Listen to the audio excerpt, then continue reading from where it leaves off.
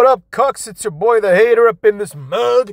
And it's time for this day's 25 Reasons video. I might be uploading this a little bit late just because it's been a weird day. I'll do an NXT review as well, probably. But that might be uploaded very, very late, so please be on the lookout for that. Cucks! Anyways, today's video is 25 reasons why Christian, or Christian Cage as we know him now, is awesome. This video has been requested for years at this point. A lot of people have requested it. The person that I remember the most is Casual Q, who I really hope comes back as Q Casual or some other derivative, you know what I'm saying? Because he made good videos and he left after predicting WrestleMania wrong. So no shame in that, Q. Come back, cuck. Anyways, let's get to it. Reason number one why Christian is a great wrestler. He has a great finisher, all right? Every wrestler needs a good finisher. I've been saying this forever now, you know what I mean? Like, for the same reason that Gunther sucks because he doesn't have any finisher, Christian rules because he has a really good finisher. The Unprettier just feels like it would destroy you, and it's just a very good move. It has a good setup. You can do it to almost anybody, and it was very unique when he did it. Like, when people had like simple finishers, he had like a pretty intricate one, you know? So I really like that. Reason number two, he is very, very, very charismatic, right? If you need an example of someone who is charismatic, don't look at CM Punk. Don't look at Sami Zayn. Look at Christian, okay? Christian, in my opinion, embodies charisma. He's very, very, I don't know, like, I mean, there's no other word. That's what we invented the word charismatic. But he very much draws in the viewer, right? You want to hear what he's going to say because it's either going to be funny, clever, intelligent, or all of the above. So that's a pretty good reason in my book. Reason number three. Christian! Christian! At last, you're on your own. That theme song was awesome, and it really captured Christian straying away from Edge, right? At last, Christian is getting his moment to shine. This is something that people don't talk about. The importance of theme songs. Theme songs can have many different nuances, right? And while this theme song starts off with his name, it doesn't matter because the name there is not to tell you that Christian's coming out. The name is to tell you that Christian, the person that we're talking about, is on his own now, right? Like, this is a thematic theme song, right? It's in the word, theme song, right? What is the theme of this wrestler, right? In other words, the theme song must match the character that we're talking about, right? So, for example, Christian's theme song in this one, really, really good, right? The Undertaker's really, really good, right? It's very moody, it's very foreboding, right? It's the kind of music that someone called The Undertaker should have. But, for example, Edge's music, not really, right? Because Edge all of a sudden is like a rock star. You know what I mean? That's kind of weird, actually, right? Jericho, great music, right? Like the great theme, I should say. Not even the music, because it's also like everything else that goes along with it, like the Titantron and the beat and everything else. But anyways, point is, this is a great theme song. Reason number four. Dun, dun, dun, dun, dun, dun, dun, dun, dun, dun, dun, dun, dun. Another great theme song. The main Christian theme, the best one in my opinion. Not the one that he came back with where it was like a guy singing, but the one where the girl sings, right? This was the theme song of a main eventer, right? The opening few seconds, the dun dun dun dun dun dun dun dun dun dun dun dun, that was like such a main event like opening that in my opinion I was like, when he got this music, I'm like, he's made. Like, there's nothing that this guy's missing now, right? Now, the song, unlike the other ones, is not very thematic, right? But there comes a point where you are elevated, right? And your theme song, if you're a main eventer, needs to be main event theme song, right? So, for example, Drew McIntyre's, like, you know, first theme, that was like everyone says, that's like a main event theme, right? Because it just sounds badass. And if something sounds badass, it's more likely to make the wrestler look badass. Reason number five. He is a pioneer in many things, including, and perhaps most importantly, the TLC match, right? As well as the tag team ladder match and everything else that they did with the Dudleys, all that shit. Christian and Edge, of course, as well as the Hardys and the Dudleys, were pioneers. He is a true legend. He has already made an insane mark on the, I was going to say sport almost, but on the presentation of wrestling as a whole. Reason number six. His transformation after Edge and Christian was legit. Right? He actually had a transformation. He didn't just turn on Edge and then become the Marty Jannetty. He turned on Edge, and then eventually he like aligned himself with other people, and ultimately the transformation was complete when he cut his hair, right? He understands that like you can't be a main eventer and have like long hair like that long at least, right? He needed to stand out. He had a full transformation. He felt like a different character. He went from a vampire to like a surfboard goof to like just a guy, right? And a main eventer, if you ask me. Reason number 7. He is hilarious, motherfucks. Everybody knows this. Christian is legit funny. He has great comedic timing. And pretty much anytime he's called to be funny, he's hilarious. Reason number 8. He was part of many memorable moments and factions, right? The Brood. The Un-Americans, remember them? I do, motherfucks. The Christian Coalition. Fucking the Invasion, like WCW, he joined them. And he was one of the ones that like really made it feel like, oh, anyone could go. Christian just rules. He's been part of so many moments, the TLCs, of course, some other moments that we're going to talk about that I don't want to spoil. He's just like insanely relevant. In terms of like being memorable, right? Like I think everybody would remember Christian. Reason number 9, he was massively over, motherfucks. This is, in my opinion, one of the most over someone has ever been. And I'll explain that in a few moments in another point. But nobody can deny that he was massively over, right? In my opinion, more over than almost anybody, right? If you adjust. You have to adjust, but if you adjust, cucks. Reason number 10, he is the first to bet on himself and win, right? All this time we hear like people like MJF is like, bet on yourself. What do you mean bet on yourself? You're signing with AEW, right? You're staying in the company you were at. That's not betting on yourself. You're not taking a risk. You know what I mean? Like the risk would be going to WWE where he would be like losing to fucking Ludwig Kaiser in a few months. You know what I'm saying? Because he's never going to be this huge WWE star. He might have like a missed career, but he's never going to be like the next Stone Cold or The Rock, like Dave Meltzer wants you to think he will be, right? But Christian actually bet on himself. He had a cushy-ass job in WWE that he could have ridden into the sunset. He had no guarantee that going to TNA would not hinder his career, and he may never had the opportunity to return to WWE. And he was like in his mid-30s, motherfucks. His career in many ways was just getting started, especially considering that he's still wrestling now. So it's like, he was there, maybe he was in his early 30s even, so even worse. But the idea is like, he could have fucked up, and then he would have had to quit, and he would have had to get a regular job.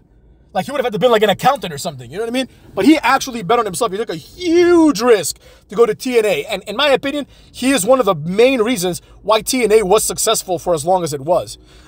Reason number 11, his win of the World Heavyweight Championship at the ladder match with Del Rio was a legit wrestling moment. This should have been a WrestleMania moment, if you ask me. This was a real moment because everybody and their mothers appreciated Christian. Everybody thought that Christian was the man, right? But despite this, he never got that opportunity. Interesting. You know what I'm saying? Interesting, isn't it? He never got the opportunity, and this was the moment that he had been waiting for his whole career, to win the world title in WWE, not in TNA, right? And it was just a good moment because Edge was there. Edge was emotional. It was just a good moment. And in my opinion, one of the most memorable moments of all time. And personally, one of my favorite moments, maybe my favorite moment, like aside from like Rey Mysterio winning the Rumble and the Eddie Guerrero Benoit moment, which of course has been tainted by the fact that Benoit is a murdering piece of shit. This is definitely up there, like one of the best moments ever in my opinion. Reason number 12, he almost never botched. I don't remember any time Christian having a massive botch, right? And that is huge. Reason number 13, he was awesome on the mic and is awesome on the mic. Reason 14, and this is a personal favorite of the haters as well. He could have a great match with anyone. What the fuck's anyone? You could put him against the Big Show, against Kane, and it would be a good match. You could put him against Shark Boy or Sanjay Dutt, and it would be a good match. You could put him against like Eddie Guerrero, and it would be a good match. And you could put him against every other wrestler, and it would be a good match. As a matter of fact, a very underrated match that I remember was, it was like on a Backlash, I think it was. It was Eddie Guerrero versus Perry Saturn versus Christian, you know, for the European title. And Edge was there to like help Christian out. It was just a great match, you know. Reason number 15.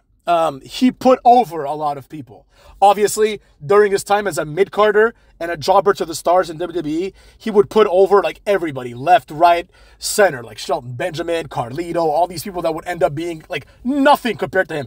And that's what kind of pissed me off back then, because I had a good eye for this, you know, back then.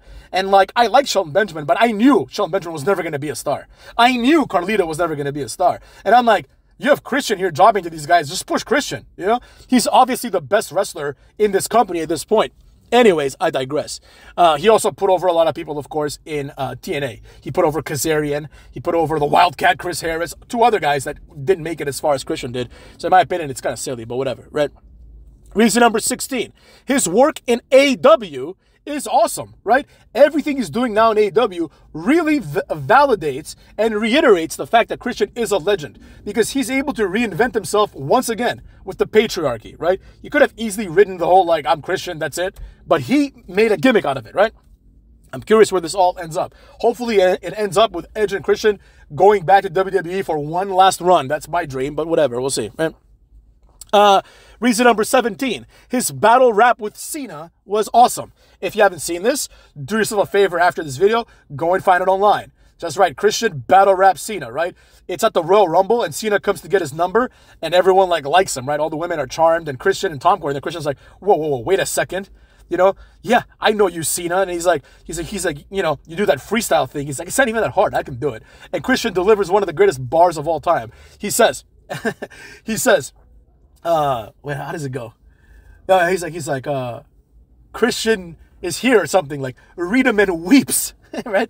He's like, I'm gonna throw you over, Cena, for all of my peeps. And then in the end, he finishes with this great line. He says, and just like Dracula comes from Transylvania, he's like, I'm winning the Rumble and going on to WrestleMania, which was awesome, right? And then John Cena delivers a slightly worse rap, and he's declared the winner somehow. It's fucking bullshit.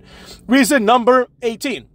He was trusted to have high-level segments, including the ones that I just mentioned, and including ones with Vince McMahon, right? One of my favorite segments ever, when Vince McMahon, you know, declares that the draft is happening again, and Christian's like, whoa, Vince, and he interrupts him, and Vince is like, if you interrupt me again, you won't be Captain Charisma, you'll be Captain Unemployed, which was great.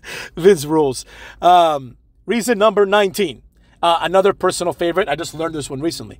They had to stifle the natural cheers of the crowd for him because he was more over than they want him to be. He tells this story in the recent interview with Chris Van Vliet, where he was like, him and Batista were doing a match in the UK somewhere, and the fans kept chanting like, we want Christian, and like, Batista sucks and things like that.